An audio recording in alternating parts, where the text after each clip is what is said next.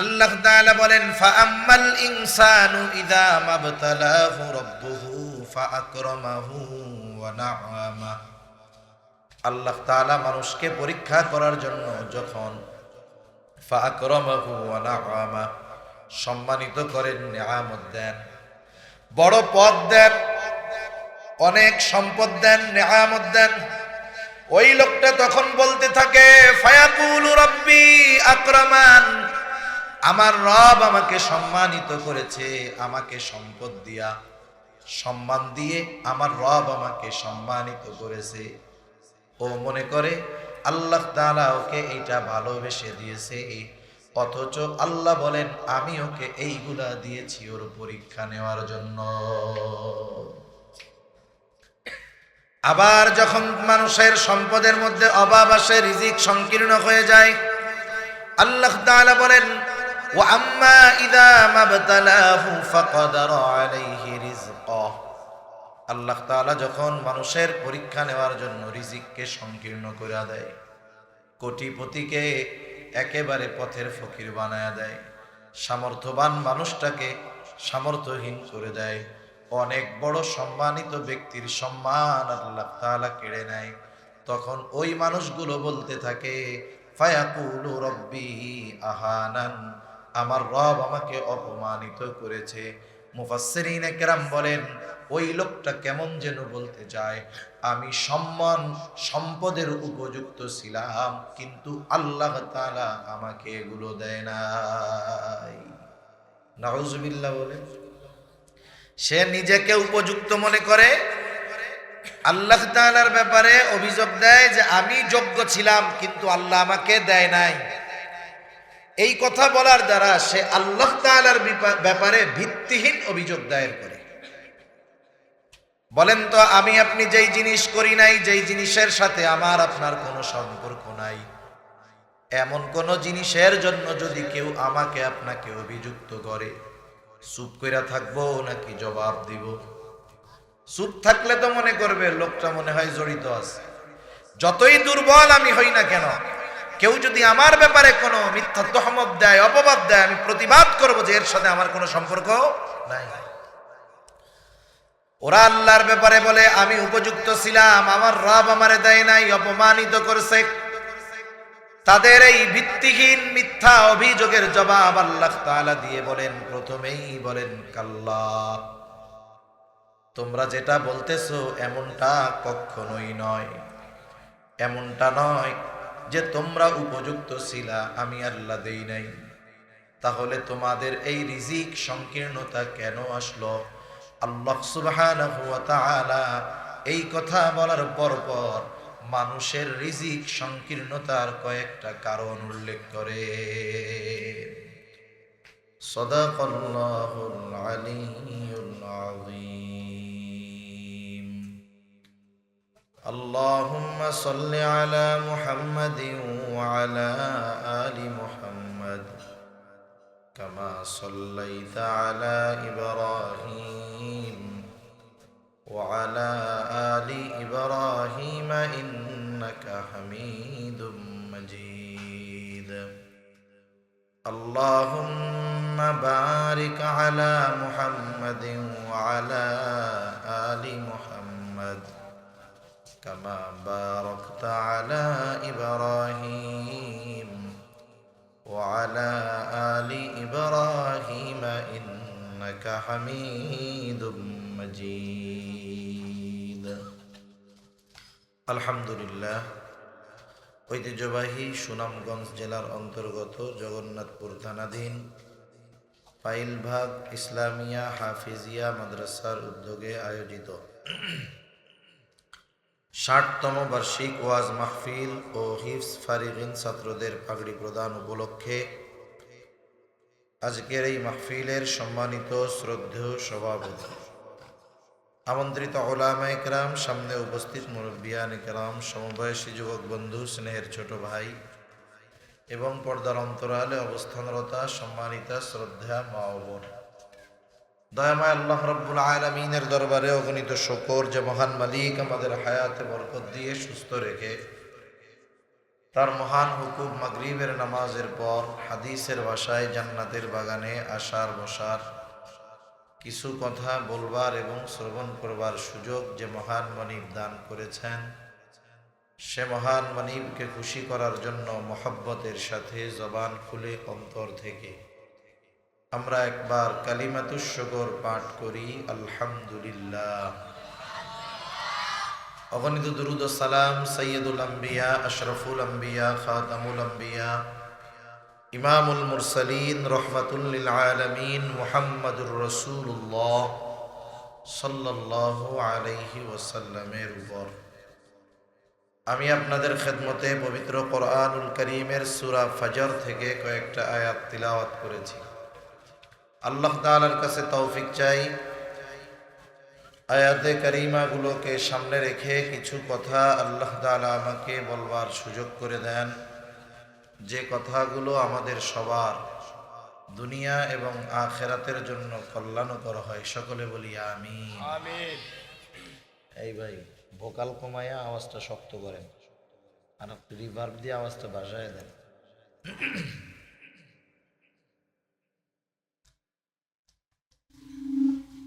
আল্লাহ সুবহানাহু ওয়া তাআলা এই দুনিয়াতে আমাদেরকে জীবন পরিচালনার জন্য, হায়াত পরিচালনার জন্য যত কিছু দরকার আল্লাহ তাআলা সব ধরনের দিক নির্দেশনামূলক আমাদেরকে পথ নির্দেশিকা আল্লাহ তাআলা দিয়ে দিয়েছেন। এ দুনিয়াতে চলার জন্য, বেঁচে থাকার জন্য রিজক প্রয়োজন। রিজক শব্দের অর্থ হলো জীবন উপকরণ। বেঁচে থাকার জন্য যা দরকার এ সব কিছুই রিজকের অন্তর্ভুক্ত।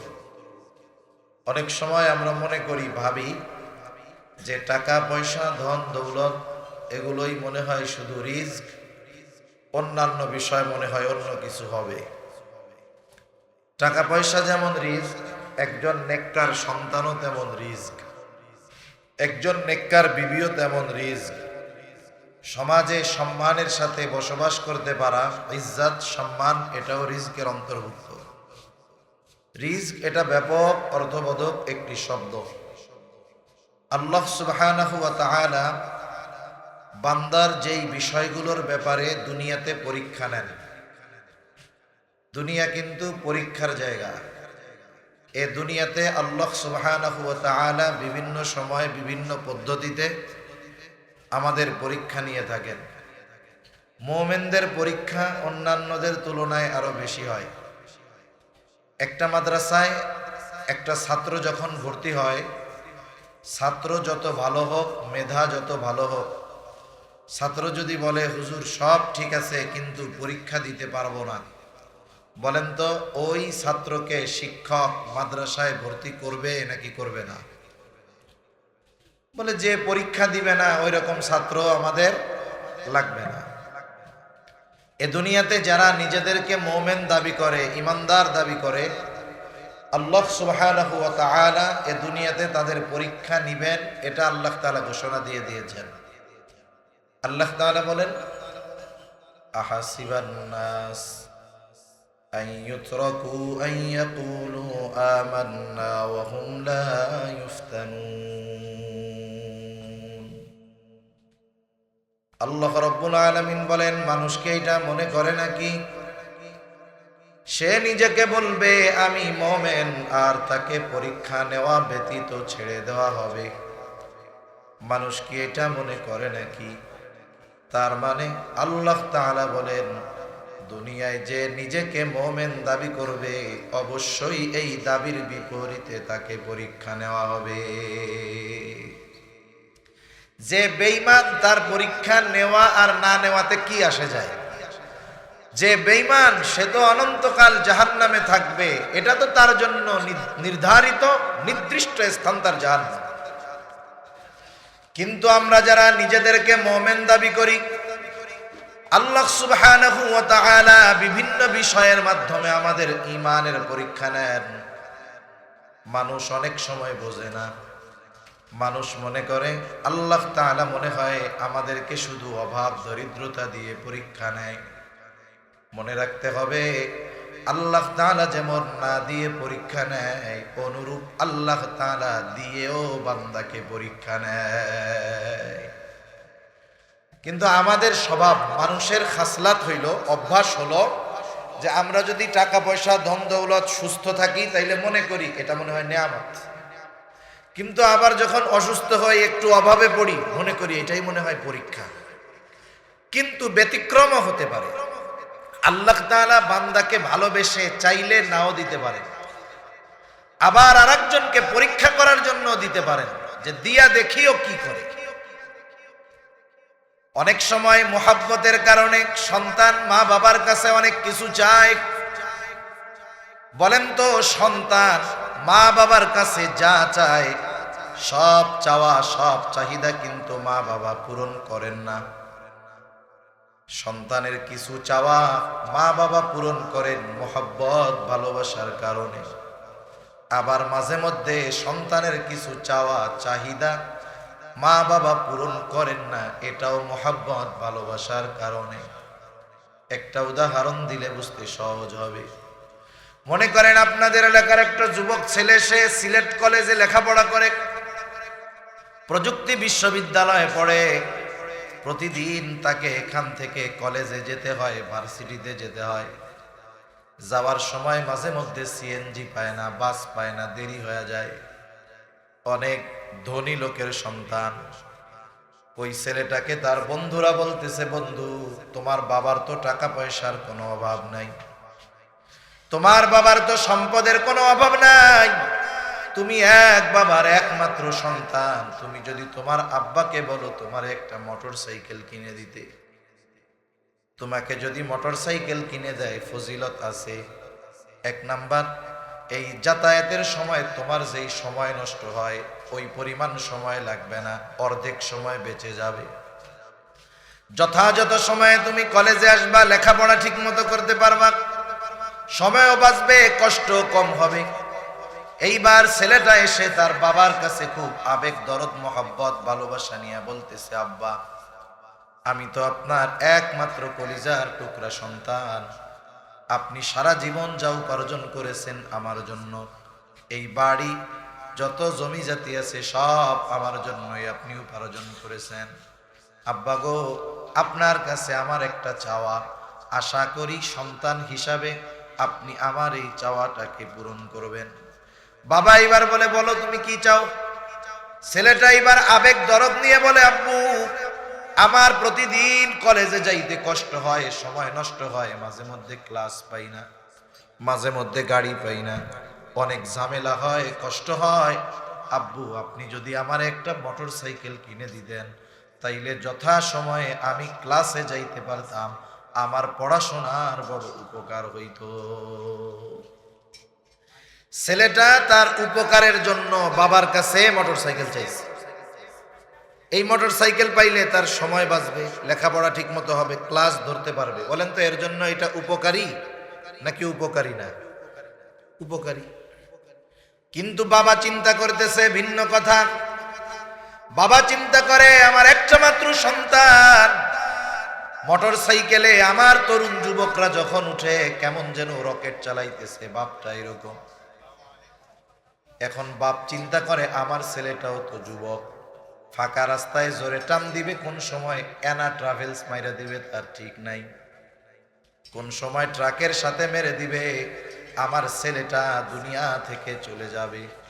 ছেলে চিন্তা কি করতেছে আর বাপ চিন্তা কি করতেছে চিন্তা করেন।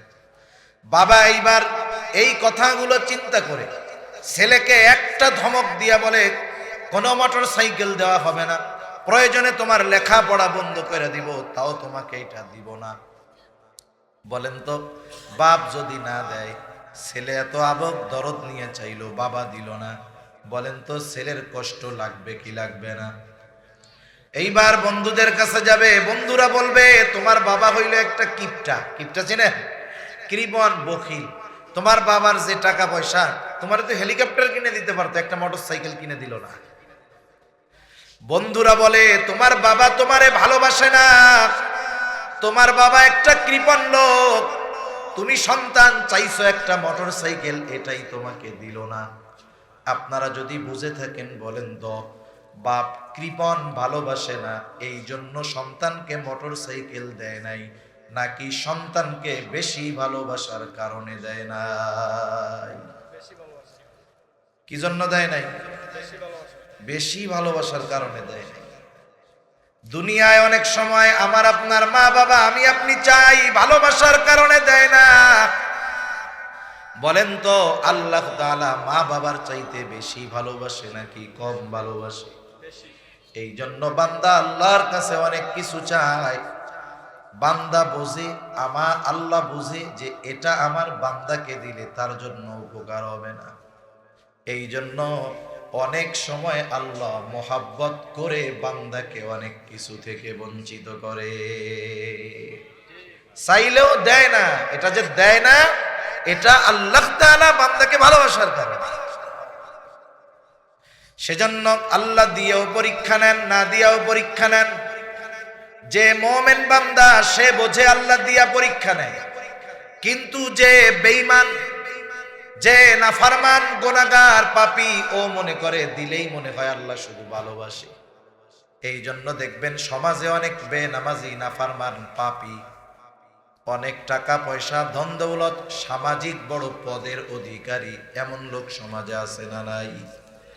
দেখবেন মাঝে মধ্যে আপনার আমার কাছেও বলবে, ভাই আল্লাহ তাআলা আমারে খুব ভালোবাসে, ঠিক মতো ইবাদত করি না, নামাজ কালাম পড়ি না, তাই আল্লাহ কত কিছু দিছে, আল্লাহ খুব ভালোবাসে আমাকে। তাহলে ও মনে করতেছে কি আল্লাহ ওকে ভালোবেসে সম্পদ আর সম্মান দিছে, ও মনে করে ওইটা। কিন্তু আল্লাহ কি বলেন? আল্লাহ তাআলা বলেন, ফাআম্মাল ইনসানু ইযা মাবতালাহু রাব্বুহু ফাআকরামাহু ওয়া না'আমা। আল্লাহ তাআলা মানুষকে পরীক্ষা করার জন্য যখন ফাআকরামাহু ওয়া না'আমা, সম্মানিত করেন, নিয়ামত দেন, বড় পদ দেন, অনেক সম্পদ দেন, নিয়ামত দেন, ওই লোকটা তখন বলতে থাকে, ফায়াকুলু রাব্বি আকরামান, আমার রব আমাকে সম্মানিত করেছে, আমাকে সম্পদ দিয়া, সম্মান দিয়ে আমার রব আমাকে সম্মানিত করেছে। ও মনে করে আল্লাহ তাআলা ওকে এইটা ভালোবেসে দিয়েছে, অথচ আল্লাহ বলেন আমি ওকে এইগুলা দিয়েছি ওর পরীক্ষা নেওয়ার জন্য। আবার যখন মানুষের সম্পদের মধ্যে অভাব আসে, রিজিক সংকীর্ণ হয়ে যায়, আল্লাহ তাআলা বলেন, ওয়া আম্মা ইযা মাবতালাহু ফাকাদারা আলাইহি রিজকাহ।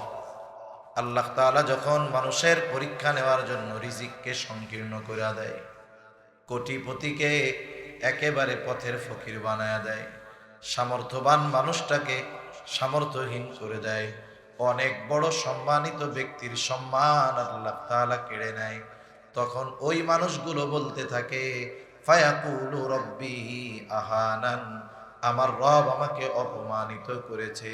মুফাসসিরিনে কেরাম বলেন, ওই লোকটা কেমন যেন বলতে চায়, আমি সম্মান সম্পদের উপযুক্ত ছিলাম, কিন্তু আল্লাহ তাআলা আমাকে এগুলো দেয় নাই।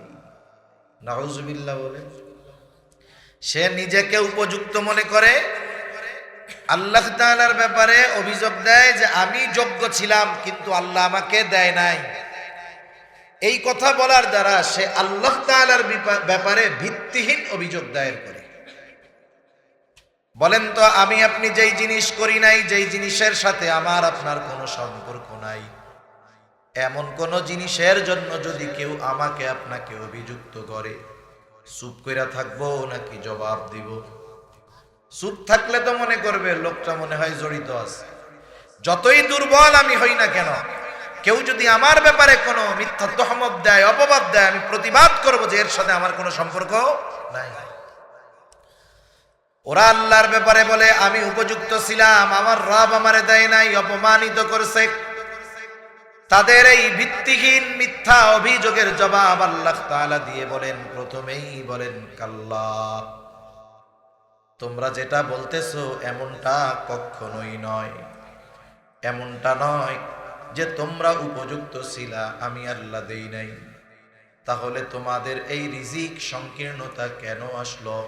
আল্লাহ সুবহানাহু ওয়া তাআলা এই কথা বলার পর মানুষের রিজিক সংকীর্ণতার কয়েকটা কারণ উল্লেখ করে।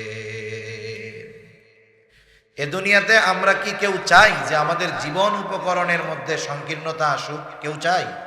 কেউ চাই না। বরং নবীজি দুআও শিখায়া দিয়েছেন যে আল্লাহ তাআলার কাছে আমরা প্রশস্ত রিজিক চাইব।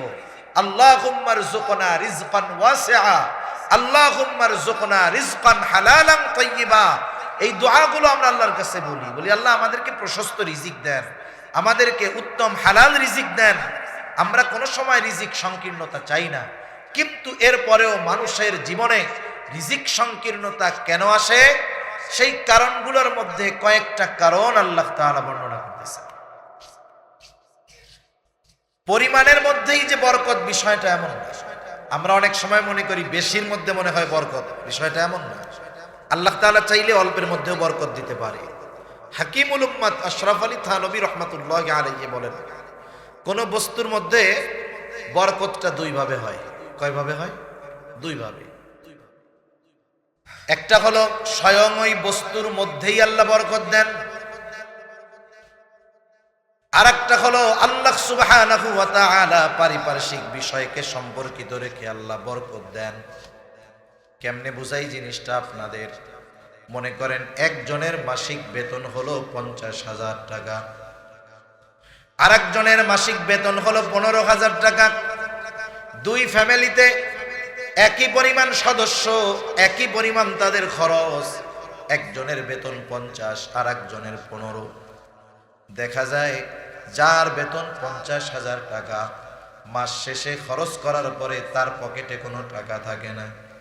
দেখা যায় প্রতি মাসে হয়তো সে রোগী, নাইলে তার সন্তান অসুস্থ, নাইলে তার স্ত্রী অসুস্থ।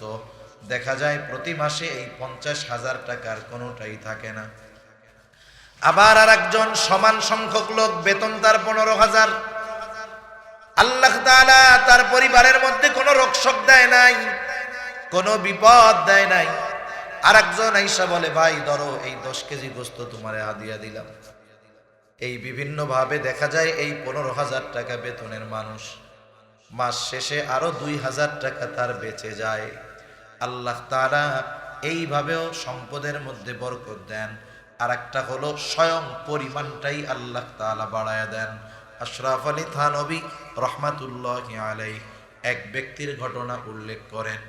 ওই লোকটা নিয়ত করছে সে একাই একটা মসজিদ বানাবে আল্লাহর জন্য।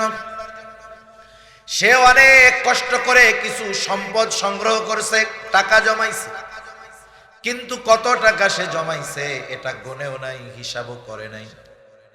একটা থলের মধ্যে ওই টাকা নিয়ে সে মসজিদ বানানোর কাজ শুরু করে দিছে। কিন্তু টাকার পরিমাণে বোঝা যায় মসজিদ বানানোর জন্য তার এর চাইতে বহু গুণ বেশি টাকার দরকার। কিন্তু ওই আল্লাহর বান্দার ইয়াকিন, আমি আল্লাহর জন্য আল্লাহর ঘর বানাবো, আল্লাহ তাআলা যদি তৌফিক দেয় এর মধ্যেই যথেষ্ট হয়ে যাবে। লোকটা ওই টাকার পোটলাটা তার কাছে রাখতো। যখনই কেউ আইসা টাকা চাইতো, বিসমিল্লাহ বইলা হাত দিয়া ওইখান থেকে টাকা দিয়ে দিত। এভাবে তার পুরনো মসজিদের কাজ শেষ, অথচ টাকা ছিল অল্প কিছু, কিন্তু পরিমাণটা সে গুনে নাই। দেখা গেল কাজ শেষ হয়ে যাওয়ার পরেও তার ওই থলের মধ্যে আরো অনেক টাকা থেকে গেছে। সেজন্য আল্লাহ তাআলা বরকত দুই ভাবে দেয়। এর মধ্যে একটা হলো স্বয়ং বস্তুর মধ্যে আল্লাহ বরকত দেয়, নাইলে ওইটার ব্যবহারের ক্ষেত্রে আল্লাহ তাআলা বরকত দেয়।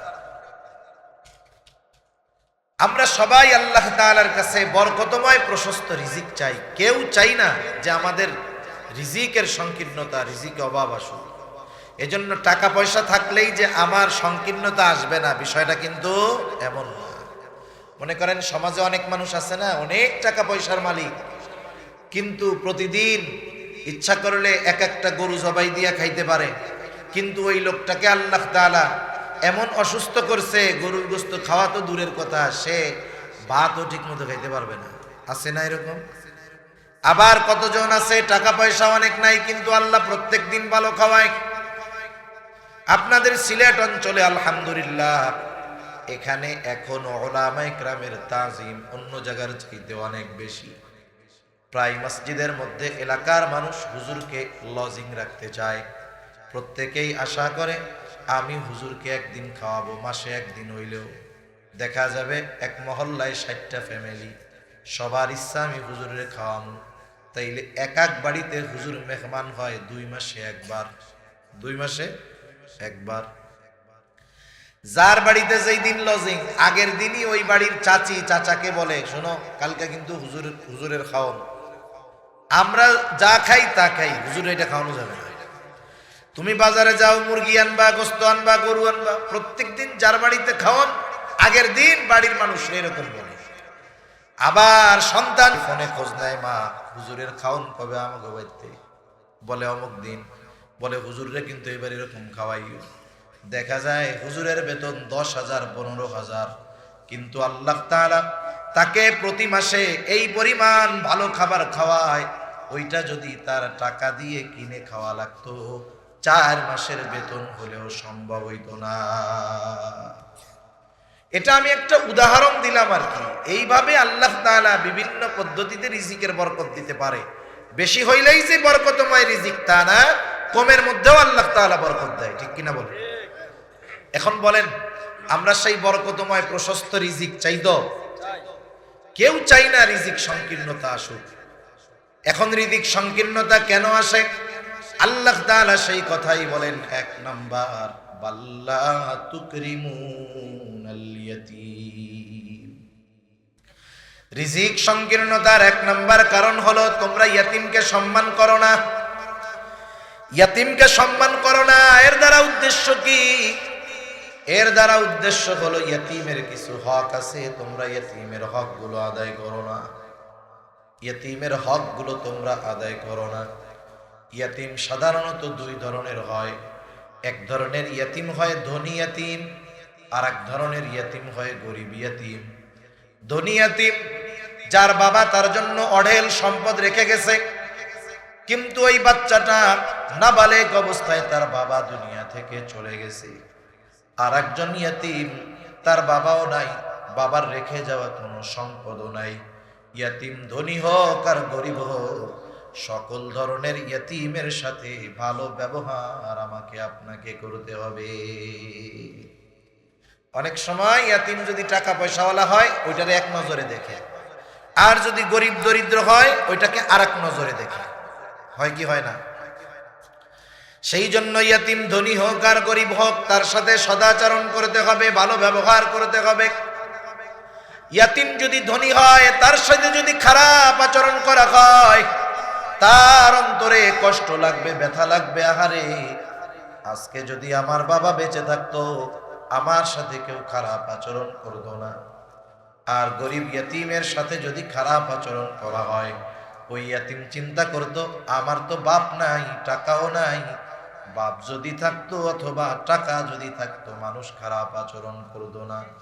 এই জন্য ইয়াতিম ধনী হোক আর গরিব হোক, ইয়াতিমের সাথে সর্ব অবস্থায় সদাচরণ করতে হবে।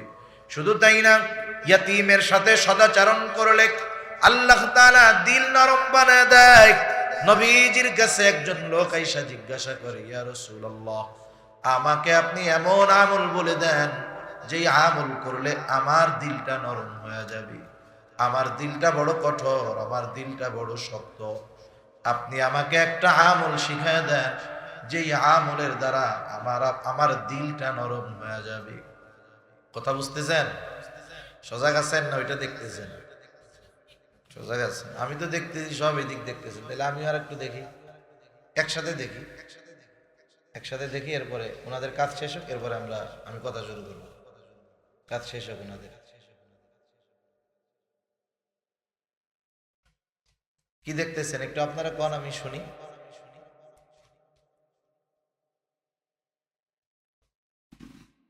শুনেন, একটা হইল আর্টিফিশিয়াল, বুঝেন? আর্টিফিশিয়াল বুঝেন? কৃত্রিমতা। আর একটা হলো একেবারে স্বাভাবিক। আর্টিফিশিয়াল জিনিস চোখ বন্ধ করে পাওয়া যায়, আর যখন আর্টিফিশিয়াল না, অকৃত্রিম যেটা, এটা নিজের থেকেও আসে না। আমি বলার উদ্দেশ্য নিয়ে শুরু করছি, কিন্তু কি আসবে জবানে এটা আল্লাহ জানে।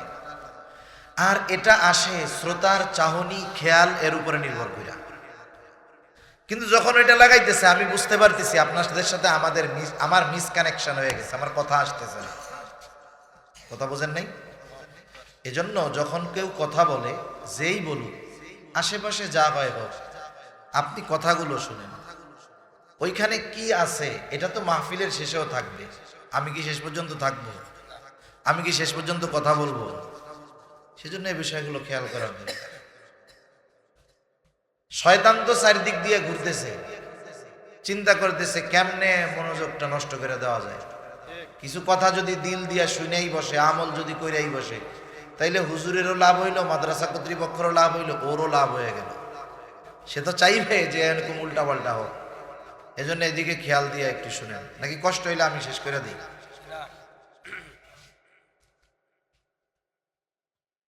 আল্লাহু আকবার। নবীজির কাছে একজন লোক আসছে, এসে বলে, ইয়া রাসূলুল্লাহ, আমার দিলটা বড় কঠিন, দিলটা বড় শক্ত, আপনি আমার একটা আমল শিখায়া দেন।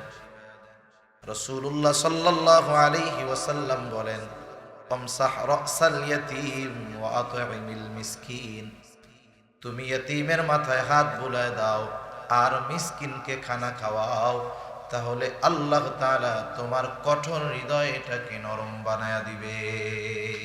সুবহানাল্লাহ। একটা মানুষের দিল যদি নরম হয়, একটা মানুষ দেখতে অনেক সুন্দর, অনেক শিক্ষিত, ভালো, কিন্তু তার দিল কঠোর, রুক্ষ স্বভাব, বলেন তো এই মানুষটার দিল কঠোর হওয়ার কারণে, স্বভাব রুক্ষ হওয়ার কারণে মানুষ কি তারে ভালোবাসে? ভালোবাসে। আর একজন কালা মানুষ, দেখতেও ভালো না, ওই রকম চেহারা ছবিও নাই, সুন্দরও লাগে না, কিন্তু তার দিলটা নরম, বলেন তো মানুষ তাকে মহব্বত করে কি করে না? সেজন্য ইয়তীমের মাথায় হাত বুলাইলে আল্লাহ দিল নরম বানায় দেয়, কোমল হৃদয়ের অধিকারী বানায় দেয়। এই জন্য ইয়তীমের প্রথম হক হলো ইয়তীমের সাথে সদাচরণ করা, ভালো ব্যবহার করা। ইয়তীম ধনী হোক আর গরিব হোক, সাথে সাথে কেউ যদি ইয়তীমের অভিভাবক হতে পারে, ইয়তীম যদি অসহায় দরিদ্র হয়, তার অভিভাবকত্বের দায়িত্ব যদি কেউ গ্রহণ করতে পারে, লাভ আরো বেশি। ইয়তীমের অভিভাবক কারো যদি অ্যাবিলিটি থাকে হবেন। অনেক সময় মাদ্রাসায় ইয়তীম থাকে, অনেক জায়গায় ইয়তীমখানা আছে। আপনার এলাকার আশেপাশে হয়তো আপনার প্রতিবেশী এমন আছে গরিব অসহায়, বাবা মারা গেছে, ইয়তীম, মাদ্রাসাটায় ভর্তি করে দেন, ওর খরচটা আপনি চালায়া দেন। পুরাপুরি একজনের খরচ চালাইতে পারেন না, অর্ধেক চালান। অর্ধেক পারবেন না, অ্যাবিলিটি নাই, একটা অংশের দায়িত্ব নেন। আপনি গিয়া ওস্তাদরে বলেন, হুজুর এই ইয়তীম ছাত্রটা যদি লেখাপড়া না করে খারাপ হয়ে যাবে, আপনার মাদ্রাসায় ভর্তি করেন, এর খাবারের খরচটা আমি দিয়ে দিব, অথবা প্রতি বছর যেই পোশাক লাগে সেটা আমি দিয়ে দিব, অথবা তার জুতা স্যান্ডেল তেল পানি যা লাগে আমি দিয়ে দিব। আপনি আমি যদি চেষ্টা করি ইয়তীমের যে কোনো একটা বিষয়ের অভিভাবকত্ব যদি গ্রহণ করতে পারি, আশা করা যায় কিয়ামতের দিন ইয়তীমের অভিভাবক হওয়ার কারণে নবীর সাথে জান্নাতে পাশাপাশি থাকতে পারবো। রাসূলুল্লাহ সাল্লাল্লাহু আলাইহি ওয়াসাল্লাম বলেন, আনা ওয়া কাফিলুল ইয়াতীম কাহাদাইনি ফিল জান্নাহ, আমি আর ইয়তীমের অভিভাবক জান্নাতের মধ্যে পাশাপাশি অবস্থান করব। এই বলে নবী দুইটা আঙ্গুল ইশারা দিয়া দেখায়া দেন, এই দুইটা আঙ্গুল যেমন পাশাপাশি অবস্থানরত, ইয়তীমের অভিভাবক আর নবীজিও তেমন পাশাপাশি অবস্থান করবে। সুবহানাল্লাহ বলেন। আরে নবীর সাথে থাকতে পারা কত সৌভাগ্যের ব্যাপার। হযরত আনাস রাদিয়াল্লাহু তাআলা আনহু থেকে বর্ণিত, তিনি বলেন, একদিন এক বেদুইন সাহাবী নবীজিকে আইসা প্রশ্ন করেছে, ইয়া রাসূলুল্লাহ মাতাস সাআহ, হে আল্লাহর রাসূল কিয়ামত কখন হবে? এই ব্যক্তির প্রশ্নের জবাবে নবীজিও তাকে পাল্টা প্রশ্ন করেছে, মা আদাত লাহা, তুমি জিজ্ঞাসা করতেছো কিয়ামত কখন হবে, কিয়ামতের জন্য তুমি কি প্রস্তুতি নিয়েছো?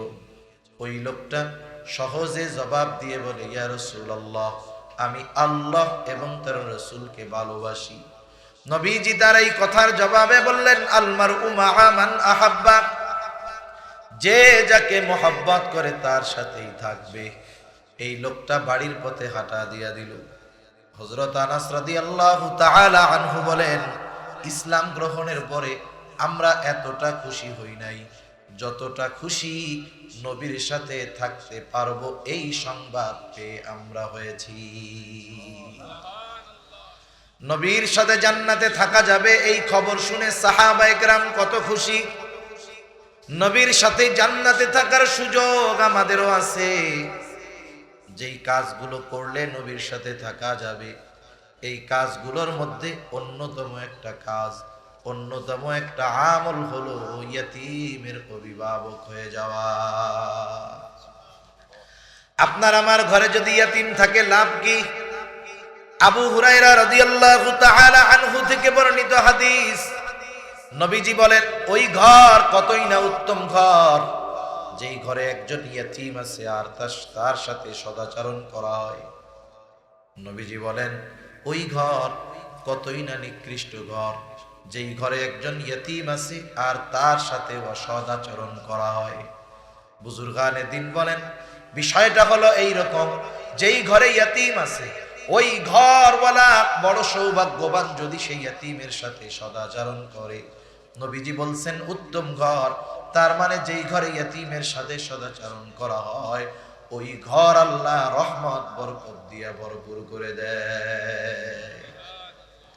আবার যেই ঘরকে নবীজি নিকৃষ্ট ঘর বলেছেন, ওই ঘরে ইয়তীমের সাথে যদি খারাপ আচরণ করা হয় ওই ঘর থেকে রহমত বরকত দূর হয়ে যায়।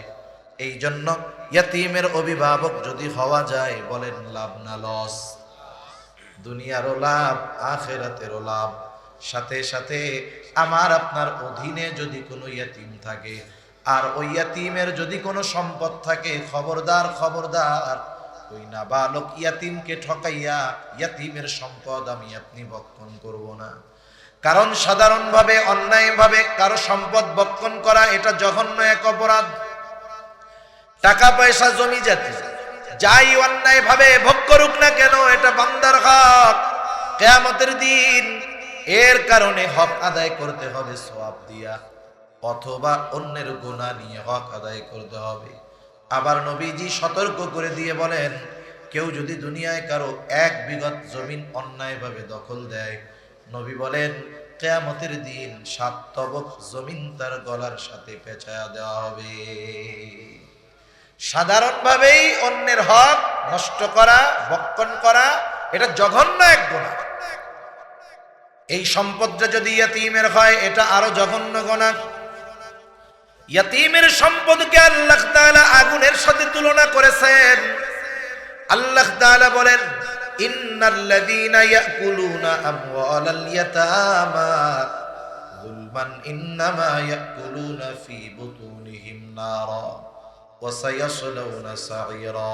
আল্লাহ তাআলা বলেন, নিশ্চয়ই যারা অন্যায়ভাবে ইয়তীমের সম্পদ ভক্ষণ করে, ইন্নামা ইয়াকুলুনা ফী বুতুনিহিম নারা, তারা কেমন যেন আগুন দিয়ে তাদের পেট ভরপুর করে। বুঝে থাকলে একটু কষ্ট করে জবাব দিবেন জবান খুলে। বলেন তো, আগুনের স্থান জান্নাত নাকি জাহান্নাম? জাহান্নাম। এই জন্য আল্লাহ তাআলা বলেন, ওয়াসায়াসলাউনা সাঈরা, অচিরেই তার আবাসস্থল হবে জাহান্নাম। এই জন্য ইয়তীমের সম্পদ আমরা ভক্ষণ করব না। আর ইয়তীমের সম্পদ ভক্ষণ করা, ইয়তীমের হক নষ্ট করা, এটা হলো আবু জেহেলের খাসলাত। পবিত্র কোরআনুল কারীমের প্রসিদ্ধ একটা সূরা, সূরা মাউন। এই সূরার মধ্যে আবু জেহেলের খাসলাতের কথা আল্লাহ তাআলা জানান। আবু জেহেলের অন্যতম এক খাসলাত ছিল, যখন কোনো ধনবান ব্যক্তির মৃত্যুর সময় হইত, ওই সম্পদওয়ালা মানুষের যদি নাবালক ছোট বাচ্চা থাকতো, আবু জেহেল গিয়া লোকটার কাছে বলতো, ভাই তুমি তো হয়তো দুনিয়ায় আর বেশি দিন থাকবা না, কিন্তু তোমার মৃত্যুর পরে তোমার রেখে যাওয়া সম্পদ আর সন্তানের কি হবে? মানুষ তো সম্পদগুলো দখল দিয়ে দিবে, তোমার সন্তান সম্পদ বঞ্চিত হবে। একটা কাজ করো, মানুষের সামনে ঘোষণা দিয়ে দাও যে তোমার মৃত্যুর পর তোমার সম্পদ আর সন্তানের অভিভাবক আমি।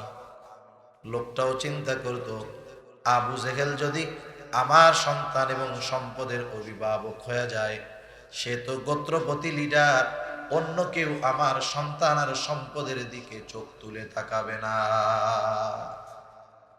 এই আশায় ওই লোক ওই রকম ওসিয়ত করতো যে আমার মরার পরে আমার সম্পদ আর সন্তানের অভিভাবকত্ব আবু জেহেল গ্রহণ করবে।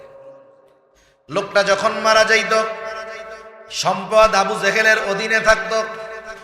ওই নাবালক বাচ্চা যখন প্রাপ্ত বয়স্ক হইত, আর যখন আবু জেহেলের কাছে তার হকটা বুঝা নিতে যাইত, আবু জেহেল তো সম্পদ দিতই না, ঘাড় ধাক্কা দিয়ে তারে বাইর কইরা দিত। এটা হলো আবু জেহেলের অন্যতম এক খাসলাত। এই জন্য যারা ইয়েতিমের সম্পদ ভক্ষণ করে এরা হলো আবু জেহেলের দলের লোক। আর ইয়েতিমের সাথে সদাচরণ করা, ভালো ব্যবহার করা, ইয়েতিমের হক যারা আদায় করে, এটা হলো নববী এক গুণ। আল্লাহ তাআলা আমার আপনার নবীকেও বলেন, ওয়ালা আপনি ইয়েতিমদের সাথে ধমকের সুরে কথা বলবেন না, ওয়ালা ইয়াহুদ্দু আলা তাআমিল মিসকিন। আর আবু জেহেলের খাসলাত ছিল এইটা, যে শুধু তাই না, আবু জেহেল কিন্তু মিসকিনদেরও খানা দিত না। রিজিক সংকীর্ণতার দ্বিতীয় কারণ এইটা, ওয়ালা তাহাদ্দুনা আলা তাআমিল মিসকিন। আর আবু জেহেলের ব্যাপারে আল্লাহ তাআলা বলেন, ওয়ালা ইয়াহুদ্দু আলা তাআমিল মিসকিন। আবু জেহেল মিসকিনদের খানা প্রদানে নিরুৎসাহিত করে। এখানে দ্বিতীয় বিষয়টা উল্লেখ করা হয়েছে।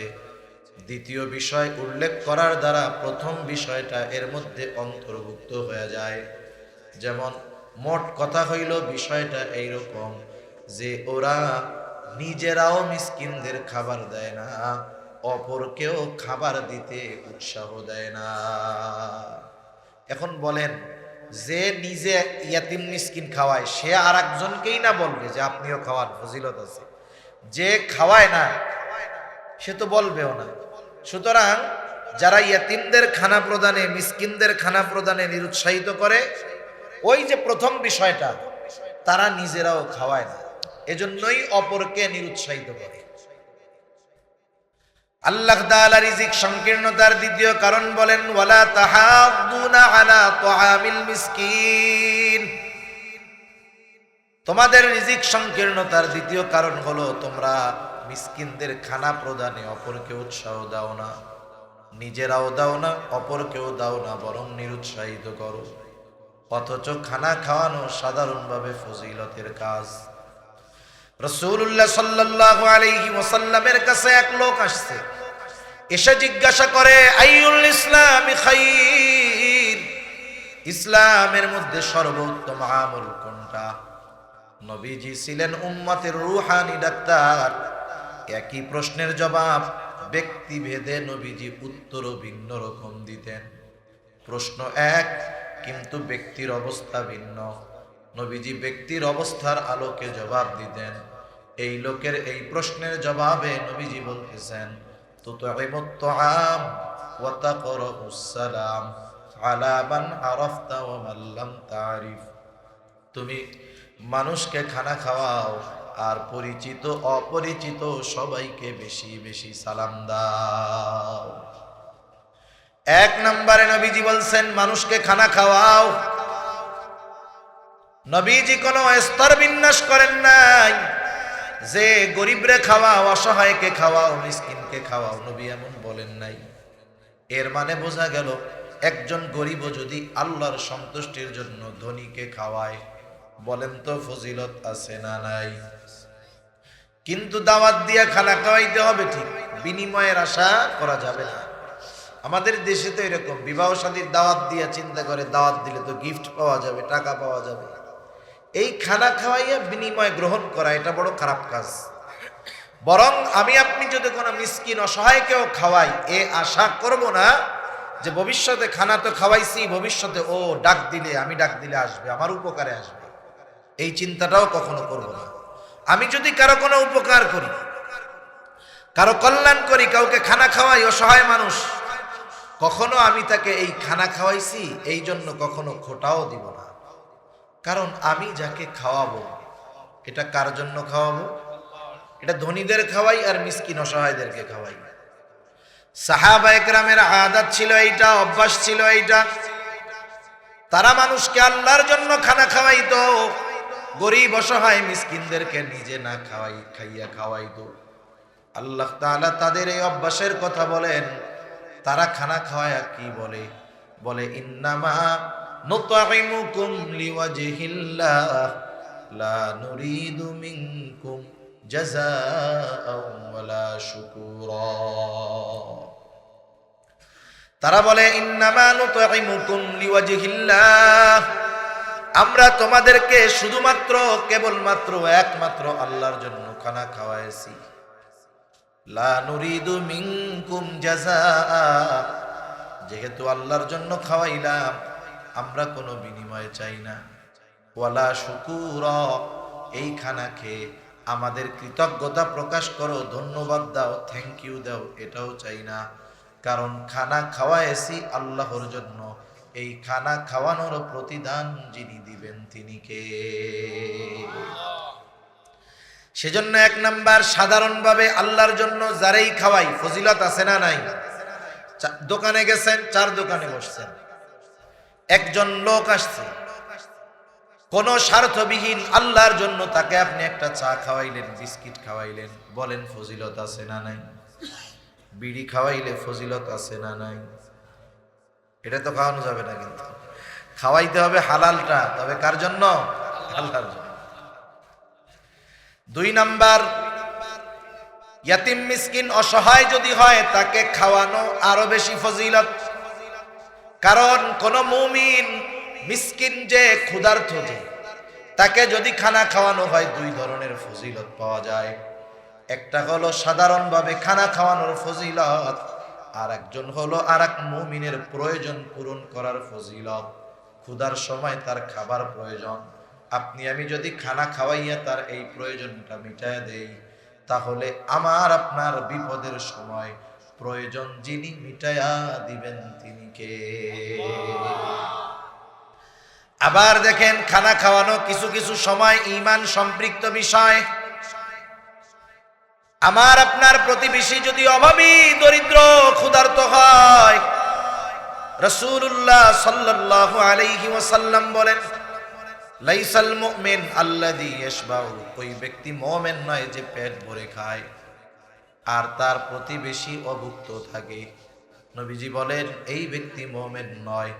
এই জন্য আমার আপনার প্রতিবেশী যদি অভাবী থাকে, দরিদ্র থাকে, গরিব থাকে, তাদের ব্যাপারে খোঁজ খবর রাখবো কি রাখবো না? রাখবো তো ইনশাআল্লাহ।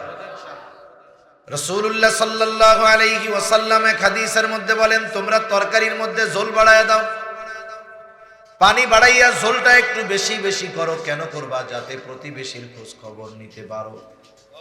আইরে প্রতিবেশীর হকের ব্যাপারে নবীজি বলেন, আমি তো প্রতিবেশীর হকের ব্যাপারে ভাবতেছিলাম, জিবরাইল আমাকে এতবার তাকিদ দিচ্ছিল প্রতিবেশীর হকের ব্যাপারে।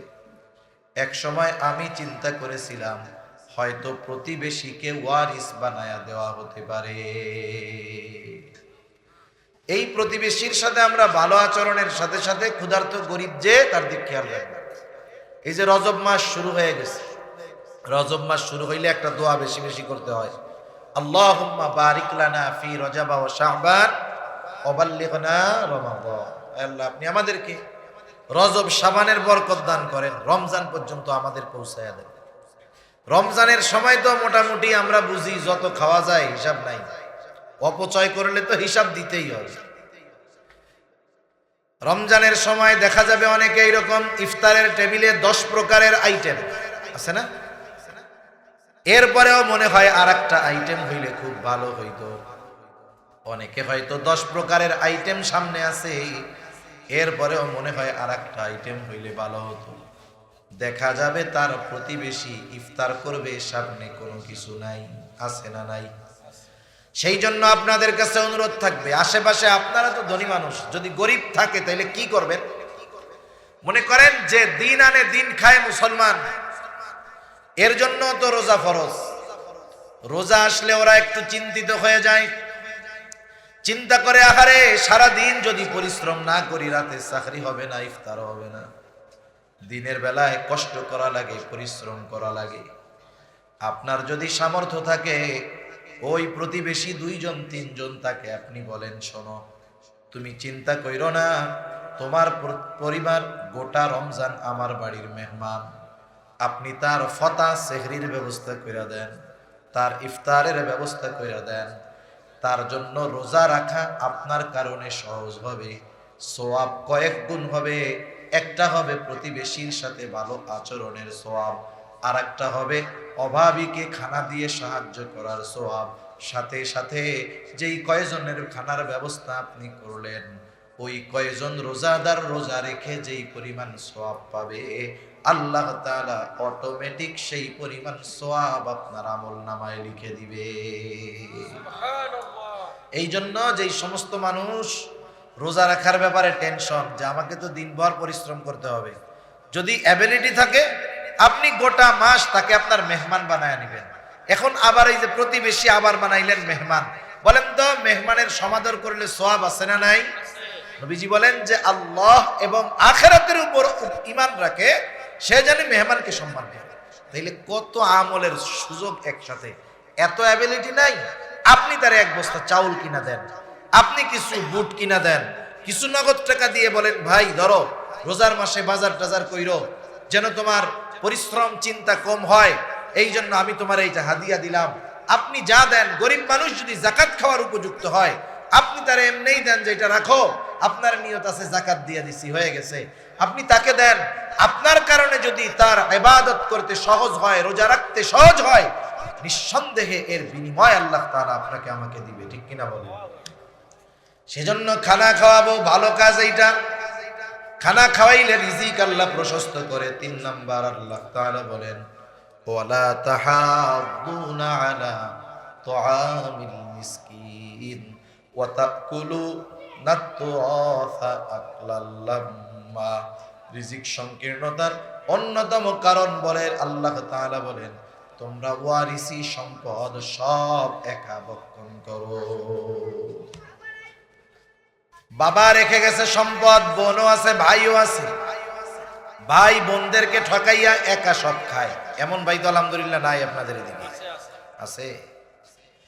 এই যে ওয়ারিসি সম্পদ একা ভক্ষণ করে, চিন্তা করে অনেক সম্পদের মালিক হইলাম, কিন্তু আমি শুরুতেই বলছিলাম বেশি থাকলেই বরকত হয় না, কমের মধ্যেও যদি আল্লাহ বরকত দেয় এইটা কাজে লাগে। দুনিয়ায় অনেক সম্পদের মালিক কষ্টে আছে, আবার অনেক দরিদ্র মানুষ আল্লাহ শান্তিতে রাখছে। এই জন্য কেউ যদি ওয়ারিসি সম্পদ ভক্ষণ করে, রিজিক সংকীর্ণতার কারণ, সাথে সাথে কিয়ামতের দিন ওয়ারিসদের হক নেকি দিয়ে অথবা তাদের গুনাহ নিয়ে তাকে পূরণ করা লাগবে। এজন্য সবসময় একটা বিষয় খেয়াল রাখবো, দুনিয়া থেকে যাওয়ার সময় আমার কাছে যেন কোনো মানুষ কিছু পাওনা না থাকে। আমরা যদি আল্লাহর হক নষ্ট করে বসি শয়তানের ধোকায়, আল্লাহ তাআলা তো মহান, তিনি চাইলে মাফ করে দিতে পারেন।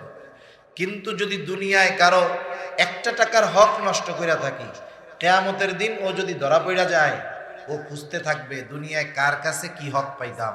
দেখা যাবে ওই 1 টাকার হক আদায় করতে গিয়ে আমার গোটা জীবনের নেকি শেষ। এজন্য সর্ব অবস্থায় এই চিন্তা থাকবে আমার, কেউ আমার কাছে কিছু পায় এই অবস্থায় যেন আমাকে দুনিয়া থেকে না যাইতে হয়, কারো হক যেন আমার উপর আছে এই অবস্থায় যেন আমাকে না যেতে হয়। চেষ্টা করব দুনিয়ায় একটু কম খাইলাম, আরেকজনকে একটু ছাড় দিলাম, আমি যদি আরেকজনকে ছাড় দেই, আশা করা যায় আল্লাহ আখিরাতে আমাকে ছাড় দিবে ইনশাআল্লাহ, ঠিক কিনা? 4 নাম্বার কারণ, ওয়াতুহিব্বুনাল মালা হুব্বান জাম্মা। এখনই শেষ করে দিব, শেষ। আল্লাহ তাআলা বলেন অতিরিক্ত মালের মোহাব্বত, মানুষের রিজিকের মধ্যে সংকীর্ণতা আনে। এই বিষয়টা কয়েকভাবে হতে পারে। সমাজে দেখবেন অনেক কোটিপতি আছে, বয়স হলো 80 বছর, আছে না এরকম? 80 বছর বয়স কোটিপতি, গর্বের সাথে বলে এখনো আমি 16 ঘন্টা অফিস করি, 2 ঘন্টা প্রয়োজনীয়তা সারি আর 6 ঘন্টা ঘুমাই। এখন বলেন তো, এই লোক তো 16 ঘন্টা কামাই করলো, খাইলো কোন সময়? এ কামাই করছে, উপার্জনই শুধু করছে, কিন্তু ভক্ষণ করতে পারে নাই। এটা এক বিষয়। আরেকটা হইল, মানুষ পূর্ব উল্লেখিত অপরাধগুলো করে দুনিয়ার মহব্বতে। এই জন্য নবীও বলেন হুব্বুদ দুনিয়া রাসু কুল্লি খাতিআ, দুনিয়ার মহব্বত সকল গুনাহের মূল। একটু যদি নজর দেন, খেয়াল করেন, দেখবেন দুনিয়ায় যত অপরাধ হয়, গুনাহ, সব অপরাধ আর গুনার সাথে সম্পর্ক হলো দুনিয়া।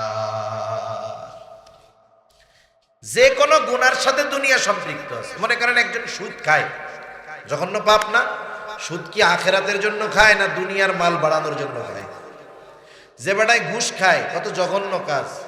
ঘুষ কি আখেরাতের জন্য খায় না দুনিয়ায় সম্পদ বাড়ানোর জন্য খায়? ক্ষমতার জন্য মারামারি করে না? অনেক জায়গায় মারামারি করে। কেন করে? এই মারামারি করলে আখেরাতে ফজিলত আছে। কেন করে? দুনিয়ায় প্রভাব প্রতিপত্তির জন্য করে। এজন্য আপনি প্রত্যেকটা পাপ যদি অ্যানালাইসিস করেন, দেখবেন প্রত্যেকটা পাপের পেছনে দুনিয়া সম্পৃক্ত আছে। এজন্য নবী বলেন দুনিয়ার মোহাব্বত সকল গুনাহের মূল। আর মালের মোহাব্বত যদি অন্তরে ঢুকে যায় যে আমাকে দুনিয়ায় মাল কামাই করতেই হবে, সবকিছু বাদ দিয়ে, তাইলে বিপদ। দুনিয়ায় হালাল উপার্জনের মাধ্যমে সম্পদ উপার্জন করা, হালাল কর্মের মাধ্যমে, এটা ইসলাম মানা করে নাই। কিন্তু দিনকে বাদ দিয়ে যখন দুনিয়াকে উপার্জন করতে চায়, তার অবস্থা এরকম হয়। বুজুর্গানে দিন উপমা দেন, নৌকা চলার জন্য তো পানির দরকার, পানি না হলে তো নৌকা চলবে না। দুনিয়ায় চলার জন্য অর্থ দরকার, অর্থ ছাড়া দুনিয়ায় চলা কঠিন। তবে ওই নৌকার মধ্যে যদি পানি ঢুইকা যায়, তাইলে নৌকা ডুইবা যায়। এই দুনিয়ায় চলতে অর্থ দরকার, কিন্তু এই অর্থ উপার্জন করতে গিয়ে যদি দিনকে ছেড়ে দেয়, তাহলে ওরও ধ্বংস অনিবার্য হয়ে যায়। সেজন্য ব্যবসা হোক, চাকরি হোক, যা হোক করেন হালাল পথে, অসুবিধা নাই। আপনি কোটিপতি হন, মিলিয়নার, বিলিয়নার, ট্রিলিয়নার হয়ে যান, হালাল পথে হন, কোনো সমস্যা নাই। তবে দিনকে বাদ দিয়ে হওয়া যাবে না। এই বিষয়গুলো যদি আমরা ঠিক রাখতে পারি, তাহলে দুনিয়াতে আল্লাহ তাআলা আমাদেরকে বরকতময় প্রশস্ত রিজিক দান করবেন। দুনিয়াতে আল্লাহ তাআলা বরকতময় প্রশস্ত রিজিক দান করবেন, নেককার বিবি দিবেন, নেককার সন্তান দিবেন, সুস্থ হায়াত আল্লাহ তাআলা দিবেন, পবিত্র জিন্দেগি আল্লাহ তাআলা দান করবেন। সেজন্য আমরা যেই 4টা আমল, 4টা বিষয় জানলাম। 1 নাম্বার, সকল ধরনের ইয়াতীমের সাথে সদাচরণ করব, কখনোই ইয়াতীমের সম্পদ খাবো না, ভক্ষণ করব না, ইয়াতীমের সাথে ভালো সম্পর্ক রাখবো। 2 নাম্বার, আমরা মিসকিন অসহায়দেরকে খানা খাওয়াবো, সাথে সাথে যাকেই খাওয়াই আল্লাহর জন্য খাওয়াবো, বিনিময়ের আশা করব না। 3 নাম্বার, আমার কাছে যদি কেউ কোনো হক পায়, আমি সেটা দিয়ে দিব। ওয়ারিসি সম্পদগুলো বিশেষ করে যথাযথভাবে বন্টন করব, বোনদের ঠকাবো না, ফুফুদের ঠকাবো না, ভাইদের ঠকাবো না। 4 নাম্বার, দুনিয়ার মোহাব্বত যেন আমার মধ্যে না ঢুকতে পারে। দুনিয়া আপনি হালাল পন্থায় উপার্জন করবেন, কিন্তু এই দুনিয়ার জন্য যেন আমার থেকে দিন বের না হয়ে যায়, এই ব্যাপারে আমরা খেয়াল রাখবো। এভাবে যদি দুনিয়ায় চলি, আল্লাহ তাআলা বরকতময় প্রশস্ত রিজিক আমাদেরকে দান করবে। আল্লাহ সুবহানাহু ওয়া তাআলা আমাদের সবাইকে কথাগুলো বুঝবার, আমল করবার তৌফিক দান করুন। সকলে বলি আমিন।